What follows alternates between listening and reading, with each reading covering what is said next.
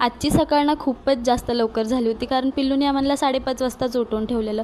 सकाळ सकाळी मामाची आणि माझी ड्युटी लागली होती पिल्लूला खेळवण्याची. तो झोपल्यानंतर आम्ही नाश्ता जेवण वगैरे सगळं करून घेतलं. म्हणजे नाश्ता केला, स्वयंपाक बनवून ठेवला.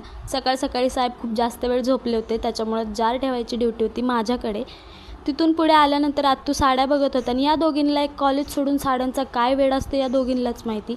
आणि आज खूप जास्त काम होतं, कारण घरामागचा कोबाही करायचा होता, घरातला जिनाही काढायचा होता, दारापुढचं गेटही काढायचं होतं.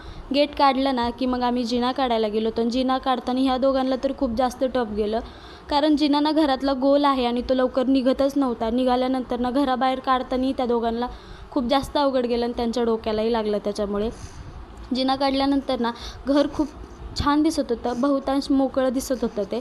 आणि बाहेर येऊन बघते तर कोबाही झाला होता, पुढचाही झालेला, मागचाही झालेला. तर असा होता आजचा दिवस. चला भेटूया नेक्स्ट व्लॉगमध्ये. तोपर्यंत बाय बाय.